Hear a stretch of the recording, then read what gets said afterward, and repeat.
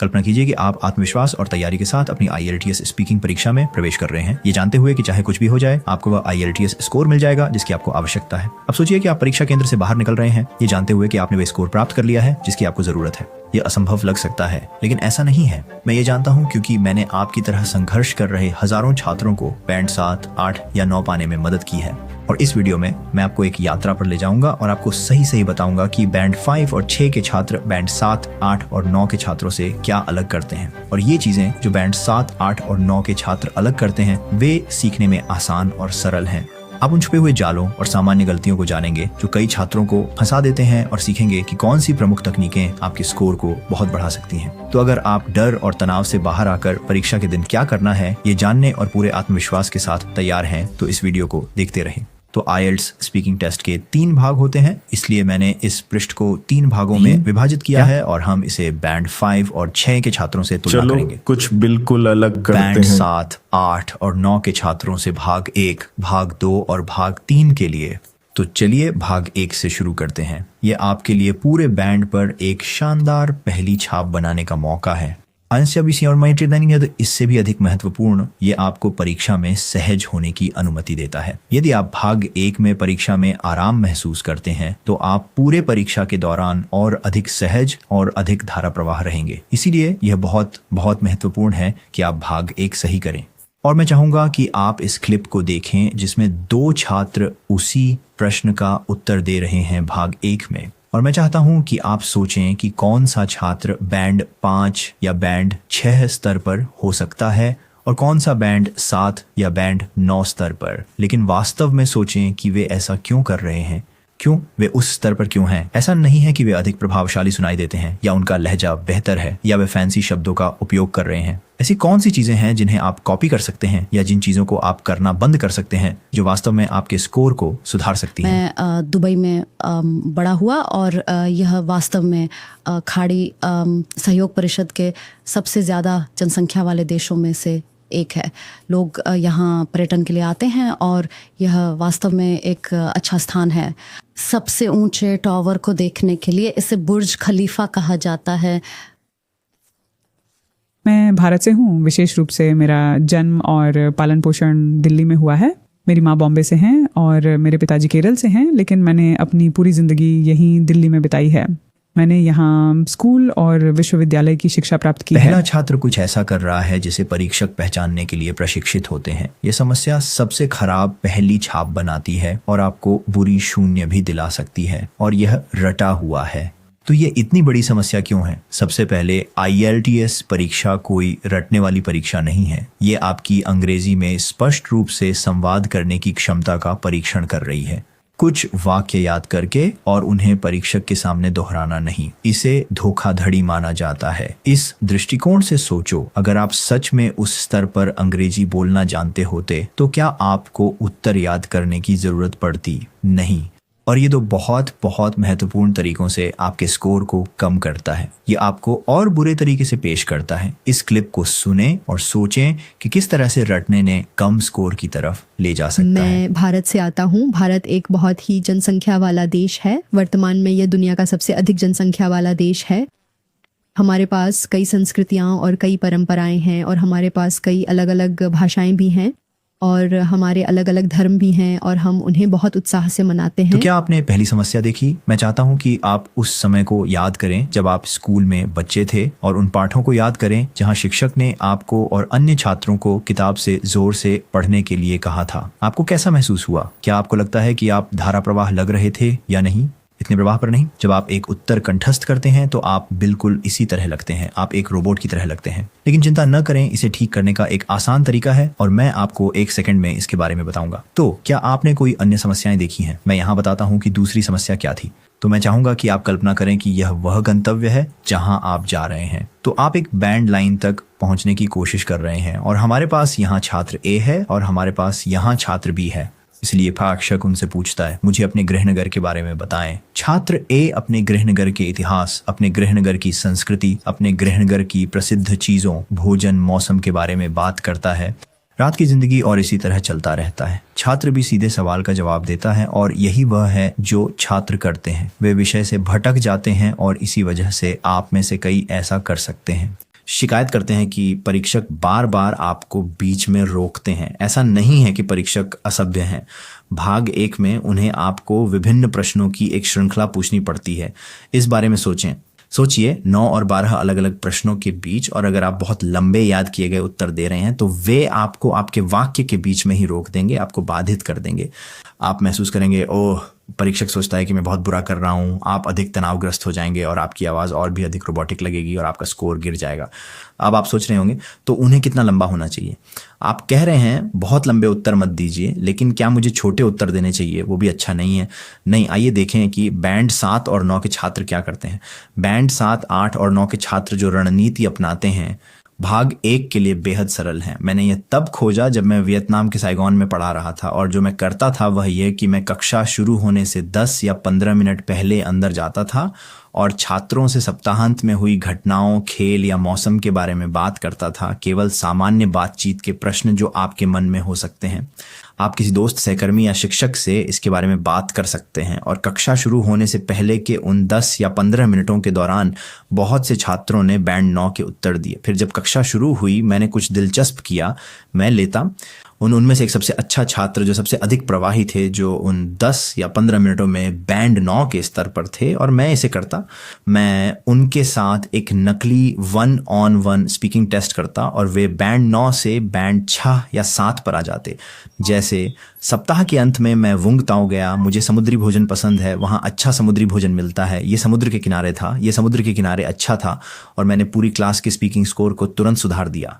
सिर्फ एक बात कहकर, क्यों नहीं आप वैसे ही बोलते जैसे 10 मिनट पहले कर रहे थे। देखिए, कक्षा शुरू होने से 10 मिनट पहले वे मुझसे सामान्य मानवीय तरीके से बात कर रहे थे, जैसे एक सामान्य बातचीत। उन्होंने मुझसे एक सामान्य इंसान की तरह बात की। वे स्वाभाविक रूप से बात कर रहे थे जैसे वे एक दोस्त या सहकर्मी से करते हैं, और बिना विषय से भटके सीधे प्रश्न का उत्तर देते थे।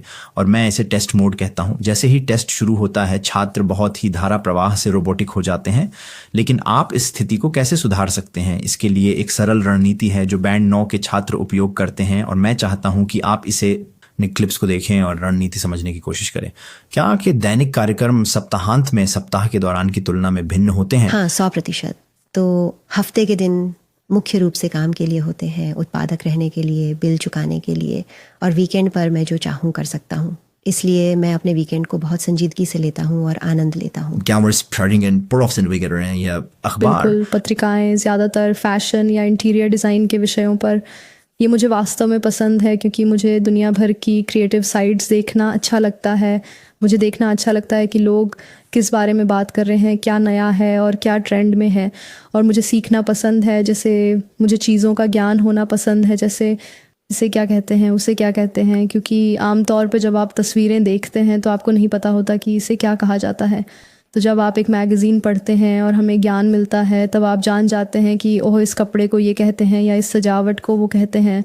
तो मुझे लगता है कि ये जानकारी के लिए बहुत अच्छा है। तो क्या आपने इसे देखा? वे बस सीधे प्रश्न का उत्तर देते हैं और फिर थोड़ा और विस्तार जोड़ते हैं। ये विवरण एक स्पष्टीकरण हो सकता है या एक उदाहरण, एक व्यक्तिगत कहानी। और अगर यह उलझन भरा या भारी लगे तो प्रश्न का उत्तर वैसे दें जैसे आप एक दोस्त के साथ कैफे में हों। याद रखें, वे आपकी अंग्रेजी में नैसर्गिक रूप से बोलने की क्षमता की जांच कर रहे हैं। उत्तरों को याद न करने और परीक्षक को भव्य संरचनाओं से प्रभावित न करने की जरूरत नहीं है। तो चलिए अब बोलने की परीक्षा के भाग 2 के बारे में बात करते हैं।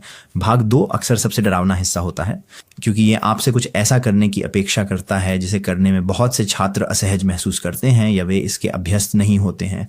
तो भाग 2 में आपको एक संकेत कार्ड दिया जाएगा जो ऐसा दिखता है, और मैं आपसे उस विषय पर 2 मिनट तक बात करने के लिए कहूँगा। ये काफ़ी डरावना हो सकता है क्योंकि किसी भी चीज़ के बारे में 2 मिनट तक बोलना मुश्किल होता है, खासकर एक विदेशी भाषा में जब आप दबाव में होते हैं और आपके सामने एक डरावना परीक्षक जैसे मैं आपको देख रहा होता हूँ। लेकिन अगर मैं आपसे कहूँ कि डरावना हिस्सा भाग 2 नहीं है, ये वह रणनीति है जिसका छात्र उपयोग करते हैं जिससे कम अंक मिलते हैं। और जो वास्तव में दिलचस्प है वह यह है जब छात्र ऐसा करना बंद कर देते हैं, जो चीज़ें बैंड 5 और 6 के छात्र करते हैं, और वे हमारी रणनीति में बदल जाते हैं जो हमारे बैंड 7, 8 और 9 के छात्र इस्तेमाल करते हैं। इससे न सिर्फ उनके स्कोर सुधारते हैं, लेकिन भाग 2 कुछ ऐसा बन जाता है जिसका वे इंतजार करते हैं। ये उनके लिए चमकने का मौका होता है और परीक्षक को दिखाने का कि वे कितने महान हैं, बिना किसी चिंता, बिना किसी तनाव के। पहले इस छात्र को सुने और देखें कि वे क्या कह रहे हैं, उसमें आप कोई समस्या देख सकते हैं। ताकि क्वेश्चनिंग या पेय पदार्थ का वर्णन करें जिसे आपने बनाना सीखा हो।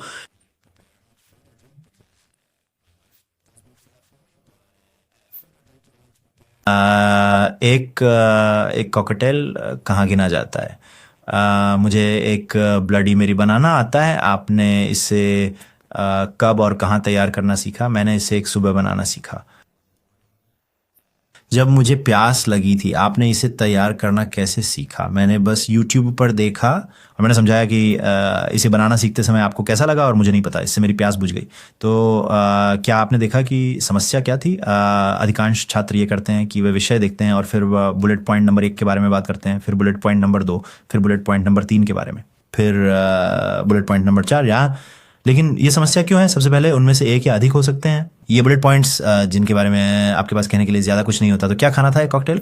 वो थी एक ब्लडी मैरी, लेकिन उसके बारे में ज़्यादा कुछ नहीं कहा जा सकता है। बस ये क्या है इसके अलावा?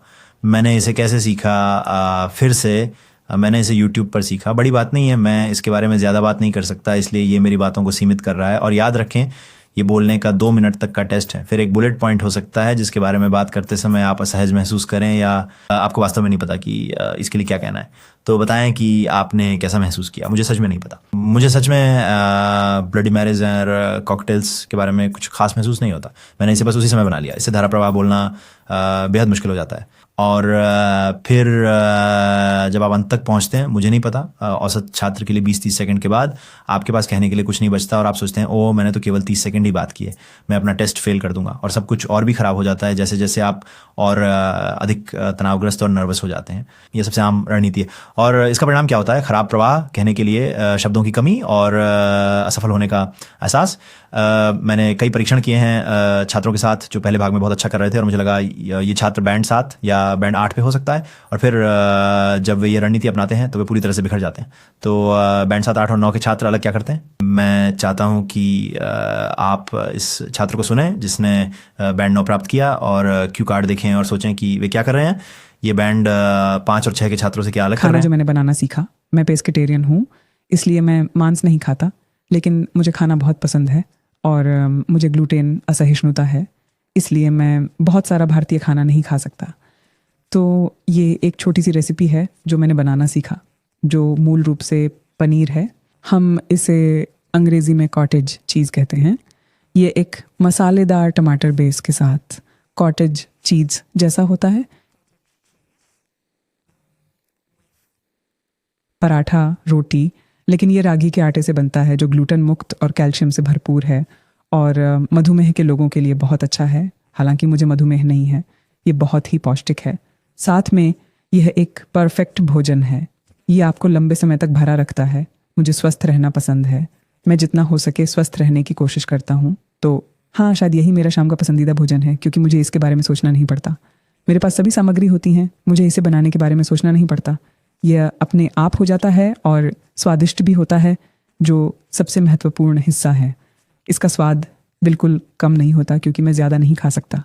हर दिन सैल्मन और चावल। मैं कुछ ऐसा खाना चाहती हूँ जो अधिक हो सुस्वादु और पौष्टिक। कभी कभी जब मैं कुछ नया आजमाना चाहता हूँ तो मुझे इसे दही के साथ खाना पसंद होता है, चाहे वह ग्रीक दही हो या साधारण दही, और मैं इसमें कुछ भारतीय मसाले डालकर मिला देता हूँ। तो पनीर, जिसे अंग्रेज़ी में कॉटेज चीज़ कहते हैं, की मसालेदार स्वाद और रागी रोटी की सूखी कड़क बनावट और दही की मलाईदार व ठंडी सुस्वादता स्वर्ग में बनी जोड़ी के समान है। उम्मीद है कि आपने देखा होगा कि वे बुलेट पॉइंट्स पर टिके नहीं रहते। इसके बजाय वे मुख्य विषय पर ध्यान केंद्रित करते हैं। इसलिए वे हमेशा मुख्य विषय के बारे में बात कर रहे होते हैं, लेकिन वे ज़रूरी नहीं कि सभी बुलेट पॉइंट्स का उपयोग करें। इसके बजाय उन्हें अन्य बुलेट पॉइंट जोड़ने की स्वतंत्रता होती है। इसलिए मुख्य विषय के भीतर वे ऐसी बातें जोड़ रहे हैं जिनके बारे में वे बात करने में अधिक सहज महसूस करते हैं। उदाहरण के लिए यदि आपके पास यह क्यू कार्ड है तो आप इन 2 बुलेट पॉइंट्स के बारे में बात करते हुए बहुत सहज महसूस कर सकते हैं, लेकिन ये तीसरा बुलेट पॉइंट केवल कुछ सेकंड ही लगेंगे इसके बारे में बात करने में। और फिर ये चौथा बुलेट पॉइंट कुछ ऐसा है जिसके बारे में आपको वास्तव में कुछ भी पता नहीं है और इस पर बात करने में सहज महसूस नहीं करते, लेकिन आपको मुख्य विषय से जुड़ी अन्य बातों पर बात करना आसान लग सकता है, जैसे मुख्य विषय की कहानी का विवरण। आप इसके बारे में कैसे महसूस करते हैं? इसके बारे में कुछ अतीत का या भविष्य में इसके बारे में करने की आशा रखते हैं, या कोई अन्य बिंदु जिसके बारे में आप सहज महसूस करते हैं। अब क्या चीज़ आपको उन सभी विचारों का उपयोग करना चाहिए? नहीं, केवल उन्हीं का उपयोग करें जो आपको 2 मिनट तक धारा प्रवाह बोलने में मदद करे। और जो कोई आपको बताता है कि आपको हर बुलेट पॉइंट के बारे में क्रम से बात करनी चाहिए, उसे नहीं पता कि वे क्या कह रहे हैं। अब आइए मेरी राय में बोलने की परीक्षा के सबसे कठिन भाग 3 पर आगे बढ़ते हैं। यह इतना कठिन क्यों है? मैं चाहता हूं कि आप इन छात्रों को सुने और प्रश्नों के बारे में सोचें। उत्तरों पर ज़्यादा ध्यान न दें, बल्कि पूछे जा रहे प्रश्नों पर ध्यान केंद्रित करें और सोचें कि आप उन्हें कैसे जवाब देंगे। क्या आपको लगता है कि संपत्ति खरीदना बेहतर है या किराए पर लेना? नहीं। क्या ऑनलाइन विज्ञापन पर भी वही नियम लागू होने चाहिए? हर जगह आपका मतलब उस नियम से है। मुझे नाम नहीं मिल रहा है कि इसे कैसे कहूँ। चलिए दूसरे सवाल पर चलते हैं।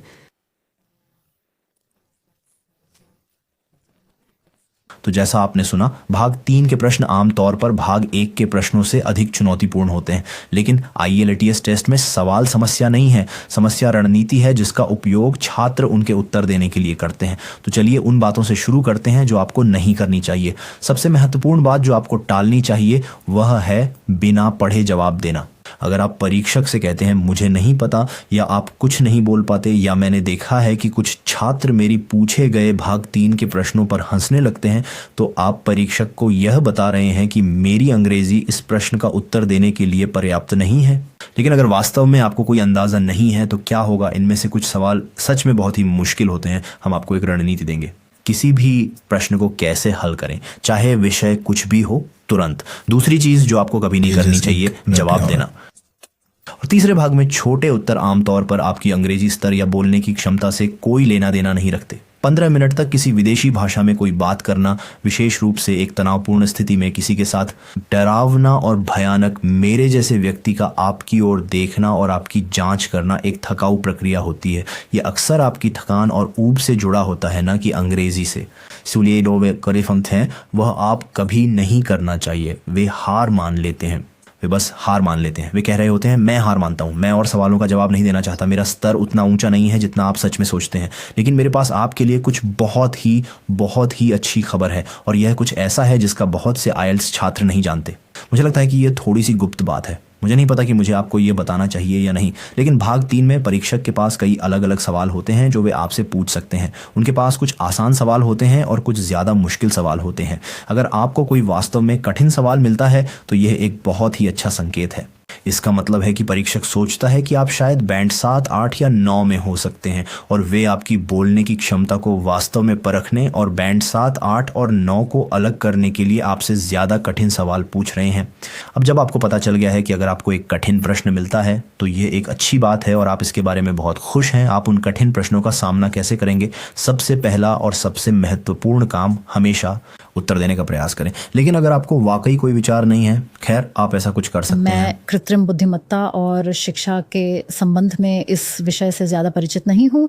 हालांकि मेरी जानकारी में मैं जानता हूँ कि कृत्रिम बुद्धिमत्ता का विकास हो रहा है ज़्यादा से ज़्यादा, और यह कुछ शिक्षकों की नौकरियों या कार्यों को बदल सकता है, लेकिन यह सहानुभूति के गुण को नहीं बदल सकेगा। याद रखें, ये ज्ञान का परीक्षण नहीं है, ये IQ परीक्षण नहीं है, ये इस बात का परीक्षण नहीं है कि आप उस विषय के बारे में कितना जानते हैं। ये एक बोलने की परीक्षा है। फिर से, अगर आप कुछ नहीं कहते तो आप परीक्षक को बता रहे हैं कि मैं उच्च स्कोर के योग्य नहीं हूँ। लेकिन अगर आप एक प्रयास करते हैं, भले ही वह सीमित तरीके से हो, तो परीक्षक सोचेगा ठीक है, हो सकता है कि उन्हें उस विषय के बारे में ज़्यादा जानकारी ना हो। चलिए विषय बदलते हैं, उन्हें कुछ थोड़ा अलग पूछते हैं और देखते हैं कि वे कैसे प्रतिक्रिया देते हैं, और आपको शायद कुछ ऐसा मिलेगा जिसके बारे में आप जानते हैं। लेकिन भाग 3 में यह कहीं अधिक संभावित है।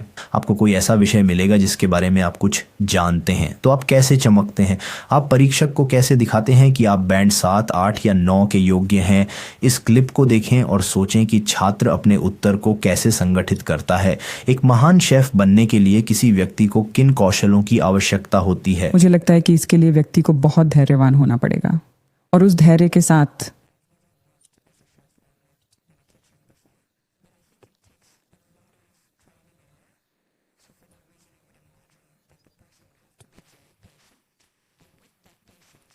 आपको उस खाने के लिए एक जन्मजात जुनून होना चाहिए जो आप बना रहे हैं। मुझे लगता है कि शेफ आमतौर पर एक या अधिक व्यंजनों में विशेषज्ञ होते हैं। तो बस थोड़ी समझ होना आवश्यक है। मसालों की पृष्ठभूमि की समझ, ये कहाँ से आता है, मांस की उत्पत्ति ये कहाँ से आता है। अगर आप इसके बारे में जुनूनी नहीं हैं तो ये काम नहीं करेगा। इतना अधिक सीखने में निवेश करना आपको थका सकता है। इसलिए धैर्य, जुनून और एक अच्छा माहौल, जैसे अच्छे शिक्षकों तक पहुंच, अच्छी किताबों तक पहुंच, अच्छे उत्पादों तक पहुंच आपकी कला को और अधिक निखारने में मदद कर सकते हैं। तो उन्होंने यहाँ 4 चीजें की। उन्होंने सीधे प्रश्न का उत्तर दिया, फिर उन्होंने समझाया कि वे ऐसा क्यों सोचते हैं या अन्य लोग ऐसा क्यों सोचते हैं, फिर उन्होंने उदाहरणों से इसका समर्थन किया या आप कोई व्यक्तिगत कहानी शामिल कर सकते हैं, और फिर उन्होंने इसे और भी विकसित किया दूसरे पक्ष को दिखाकर, या आप एक नया बिंदु दे सकते हैं। लेकिन यहाँ सबसे महत्वपूर्ण बात यह है, ये पूरे बोलने के टेस्ट का मुख्य सबक है। इन सभी बैंड 7, 8 और 9 के छात्रों में क्या समानता है? जब आप बैंड 7, 8 या 9 के छात्र से बात कर रहे होते हैं तो ऐसा नहीं लगता कि ये बोलने का परीक्षण है। ऐसा लगता है जैसे एक सामान्य बातचीत हो रही है। बैंड 7, 8 या 9 के छात्र सवालों के जवाब सहजता से देते हैं, और वे ऐसा करके बातचीत को उन चीजों की ओर मोड़ देते हैं जिनके बारे में बात करना उनके लिए आसान और आरामदायक होता है। वे टेस्ट को धोखा देने की कोशिश में कोई चाल या उपाय का उपयोग नहीं करते। इसे धोखा दिया नहीं जा सकता। इसके बजाय वे उस अंग्रेजी का उपयोग करते हैं जो उनके पास पहले से है, उस क्षमता का उपयोग करते हैं जो उनके पास पहले से है, ताकि परीक्षक के साथ स्वाभाविक रूप से, स्पष्ट रूप से संवाद कर सकें और अपनी दक्षता दिखा सकें। और इसी तरह वे वास्तव में जिस स्कोर के हकदार हैं उसे प्राप्त करते हैं। लेकिन बहुत महत्वपूर्ण बात यह है कि यदि आप इन सब की प्रैक्टिस नहीं करते हैं तो आप परीक्षा के दिन इसे कभी नहीं कर पाएंगे। तो यहाँ एक वीडियो है जो आपको 1000 से अधिक IELTS स्पीकिंग प्रश्नों का एक्सेस देता है और आपको घर पर मुफ्त में प्रैक्टिस करने का तरीका दिखाता है। उम्मीद है आपको यह पाठ अच्छा लगा होगा और मैं आपसे फिर से अगली बार मिलूंगा।